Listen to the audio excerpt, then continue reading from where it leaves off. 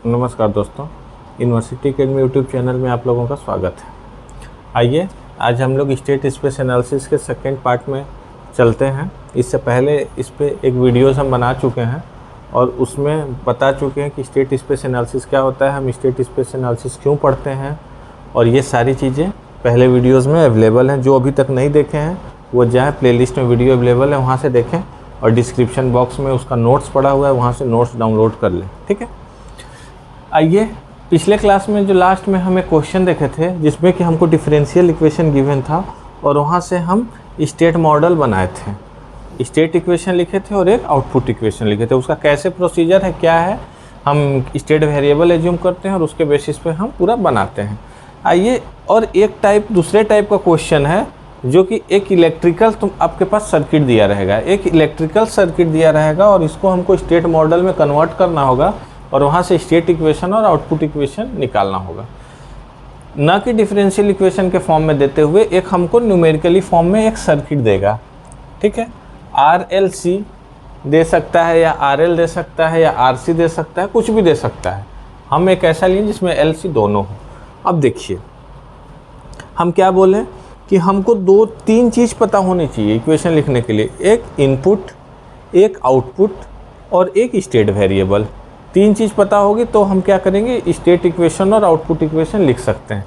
अब इस सर्किट में क्या है, हमको इनपुट पता है VS, आउटपुट पता है V0, स्टेट वेरिएबल हमको समझ नहीं आ रहा है कि क्या है, स्टेट वेरिएबल नहीं समझ आ रहा है क्या है।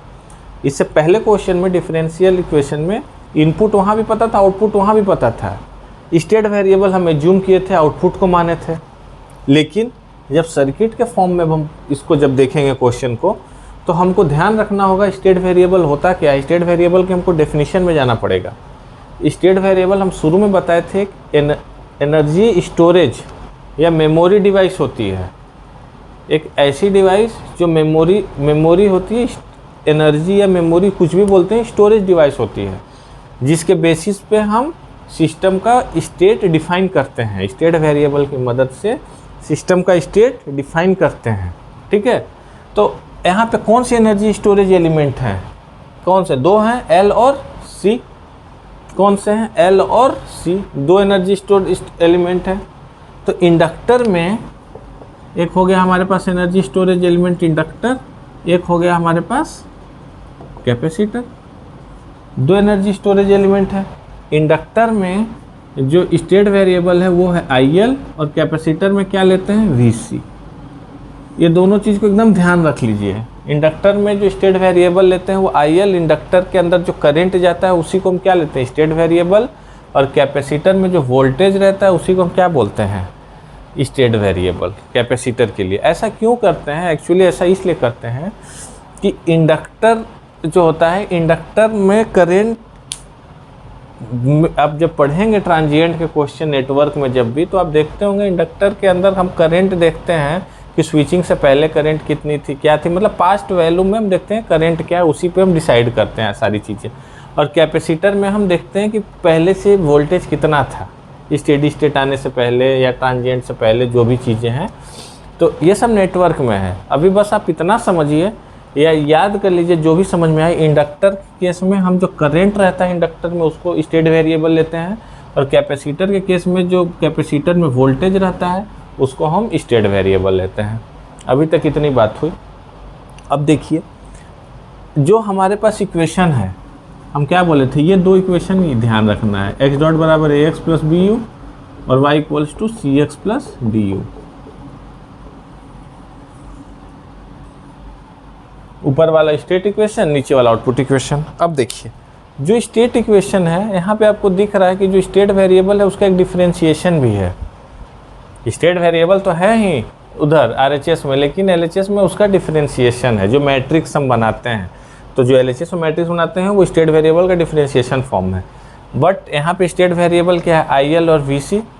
IL का डिफरेंशिएशन फॉर्म कब होगा, IL डॉट कब होगा? तो देखिए क्या ये फॉर्मूला पता है, VL इक्वल्स टू LdI/dt। ये नेटवर्क का फॉर्मूला है। अभी तक जिसको नहीं पता होगा नेटवर्क में देख लीजिएगा, यहाँ देख लीजिए कि इंडक्टर के अक्रॉस जो वोल्टेज होता है L इंटू इंडक्टर के अक्रॉस जो करंट होता है उसके डेरिवेटिव का प्रोडक्ट के बराबर होता है। तो यहाँ से DIL/dt हम देख सकते हैं कि जब हम इंडक्टर के क्रॉस करंट लिखेंगे तो वहाँ से DIL/dt आ रहा है, मतलब IL डॉट स्टेट वेरिएबल का डॉट वहाँ से हम पता कर सकते हैं। उसी तरीके से इसमें होता है इंडक्टर कैपेसिटर के क्रॉस जो करंट होता है dVc/dt होता है। मतलब अगर हम कैपेसिटर के क्रॉस करंट लिखें, एक कैपेसिटर के क्रॉस करंट का इक्वेशन लिखें, तो वहाँ से आप पता कर सकते हैं स्टेट वेरिएबल जो Vc है उसका डिफ्रेंशिएशन। और इंडक्टर के क्रॉस वोल्टेज लिखें तो वहाँ से आप पता कर सकते हैं स्टेट वेरिएबल जो IL है उसका डिफ्रेंशिएशन फॉर्म, डॉट फॉर्म। ठीक, तो ये बात अभी तक समझ में आ गई। आइए अब आगे बढ़ते हैं। इसी के फॉर्म में इंडक्टर के वोल्टेज और कैपेसिटर के करंट के फॉर्म में इक्वेशन बनाएंगे और वहाँ से इक्वेशन लिखेंगे। देखिए, सबसे पहले अगर हम ये इसको इक्वेशन लिखें, अगर KVL, तो यहाँ पे लिख सकते हैं कि जितने सप्लाई वोल्टेज हैं इंडिविजुअल जो वोल्टेज हैं उसके बराबर होंगे, VR plus VL plus VC। यही तो है, कुछ वोल्टेज VR में जाएगा, कुछ VL में जाएगा, कुछ VC में जाएगा, तीनों किस में है, सीरीज में है। एक करंट यहाँ से निकलेगा, उस करंट का नाम दे देते हैं IL। क्यों? क्योंकि वो करंट किस में जा रहा है, इंडक्टर में जा रहा है, वही करंट कैपेसिटर में भी जा रहा है। अब आइए यहाँ से हम क्या बोले हैं कि हमको IL के डॉट में बढ़ना है, तो हम क्या लिखेंगे, VL के फॉर्म में इक्वेशन लिखेंगे। तो यहाँ से जब हम VL लिखते हैं तो जब VL को यहीं रहने दीजिए, सारे इक्वेशन को इधर लेते आइए, तो क्या लिख देंगे, VS minus VR minus VC। ठीक, KVL लिखें, KVL के बाद हम VL को एक तरफ कर लिए, बाकी सबको एक तरफ कर लिए। VL को क्या लिख देंगे, LDIL/dt। ये फॉर्मूला भी बताए हैं, VL इक्वल्स टू LDIL/dt बराबर VS माइनस VR। VR को क्या लिख सकते हैं, IL इंटू R लिख सकते हैं, तो R into IL minus VC। ये बात समझ में आया?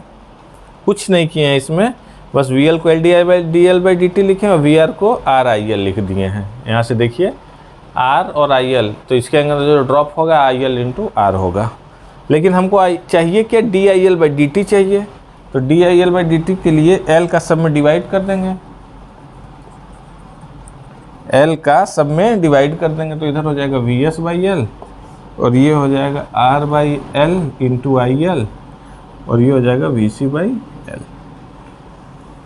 हमको एक इक्वेशन मिल गया DIL/dt। एक और इक्वेशन मिल जाएगा, वहाँ से फिर ये भी निकाल के पूरा इक्वेशन लिख सकते हैं, जैसा कि हम पिछले डिफरेंशियल में किए थे। देखिए कैसे करते हैं। अब एक पहला जो हमारे पास स्टेट वेरिएबल था उसका डॉट फॉर्म आ गया, अब दूसरा स्टेट वेरिएबल है उसके डॉट फॉर्म की तरफ बढ़ते हैं। कैसे लिखेंगे, तो क्या हम यहाँ से देख सकते हैं कि जो IL आ रहा है वही करंट C में भी जा रहा है, तो क्या लिख सकते हैं कि IC जो है वह IL के बराबर होगा, सेम ही करंट है। अगर इसमें जो करंट है वो IC एज्यूम करते हैं, तो ये सीरीज में है तो करंट सेम होगा, तो IC IL के बराबर होगा। तो IC को क्या लिख देंगे, CdVc/dt लिख देंगे। अभी जो बताए हैं IC को क्या लिखते हैं, CdVc/dt। किसके बराबर हो गया, IL के बराबर हो गया। तो dVc/dt कितना हो गया, IL/C। यहाँ से आ गया चीज़, ठीक है। आइए हम इसको मैट्रिक्स फॉर्म में फुलअप करते हैं। क्या होता है, x डॉट बराबर ax plus BU, x dot x1 dot x2 dot x3 dot, जितने स्टेट वेरिएबल उतनी बार लेंगे। कितने स्टेट वेरिएबल हैं, 2, तो इसको लिख देते हैं IL डॉट VC डॉट। ये पता नहीं है, ये अभी भरेंगे। x का पता है IL VC। जिस क्रम में यहाँ लिखते हैं उसी क्रम में वहाँ लिखते हैं। अगर VC डॉट IL डॉट लिखते तो ऊपर भी वहाँ भी VC डॉट IL लिख देते। प्लस B का पता नहीं है, U क्या है, यहाँ पे इनपुट क्या है VS और आउटपुट क्या है V0, जो कैपेसिटर के क्रॉस वोल्टेज है वो आउटपुट माने हैं, और इनपुट VS, तो यहाँ पे क्या लिख देंगे VS। ठीक, आइए भरते हैं। देखिए कि IL नॉट पे आते हैं। क्या IL नॉट पे IL के साथ और VC के साथ क्या क्या लगा है उसको देखते हैं। IL के साथ क्या है, -R/L, तो यहाँ पे क्या लिख देंगे -R/L, और VC के साथ क्या है -1/L, -1/L। इसको जब मल्टीप्लाई करेंगे तो ये ये वाला आई एल के साथ जो है माइनस आर बाई एल और minus V C by L आ जाएगा। अब वी सी डॉट की इक्वेशन पे बढ़ते हैं। वी सी डॉट बराबर क्या है, I L by C. I L by C, तो इसको क्या लिख देंगे, 1 बाई सी, तभी तो मल्टीप्लाई करेंगे तो आई एल बाई सी आ जाएगा। और वी सी, और इसके साथ ऐसा कुछ है नहीं, तो ये क्या हो जाएगा, 0। ठीक, अब देखिए ये जो D I L by D T था, ये minus R by L I L minus 1 by L V C, और इसके साथ एक वी एस का टर्म था, जो वी एस लिखे हैं, तो वी एस का क्या लिख सकते हैं, 1 बाई एल, और ये क्या हो जाएगा, 0। आई एल के साथ है, आई एल में ये वाला टर्म आ रहा है वी एस बाई एल, तो इसको हम इसीलिए 1 बाई एल ऊपर लिखें आई एल के साथ, और वी सी में कुछ नहीं आ रहा है वी एस का टर्म, तो यहाँ पे क्या लिखे हैं, 0। ये हमारा स्टेट इक्वेशन बन गया। ये क्या बन गया, स्टेट इक्वेशन। ठीक है, आते हैं हम आउटपुट इक्वेशन पे। दो इक्वेशन चाहिए, आउटपुट इक्वेशन। आउटपुट क्या है, वाई। वाई मतलब क्या है, V naught. V not equals to क्या हम बोले हैं, V not equals to Y equals to C matrix हमको पता नहीं है, एक्स सब क्या है इसके साथ, I L V C plus D U क्या है, वी एस। आउटपुट क्या है, output V not equals to V C है, V not equals to V C, यही तो आउटपुट आ रहा है, यही तो बोल रहा है आउटपुट जो है, जो V not equals to V सी।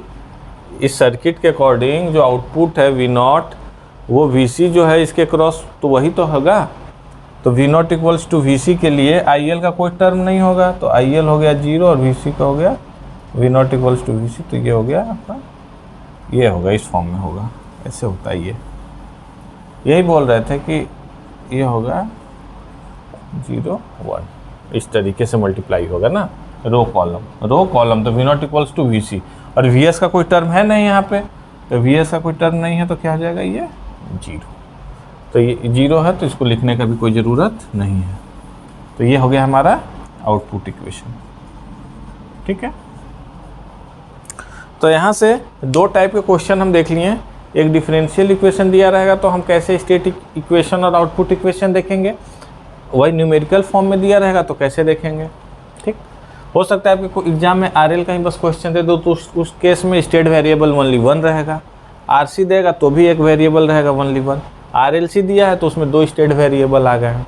ठीक है, तो ये सारी चीज़ें हो गई। तो नेक्स्ट क्लास में अब आगे बढ़ेंगे और देखेंगे कि और क्या क्या इसमें है, किस टाइप के मॉडल्स बनेंगे और क्या क्वेश्चन एग्जाम में आ सकते हैं, वो सारी चीज़ें हम नेक्स्ट क्लास में करेंगे। Okay, thank you.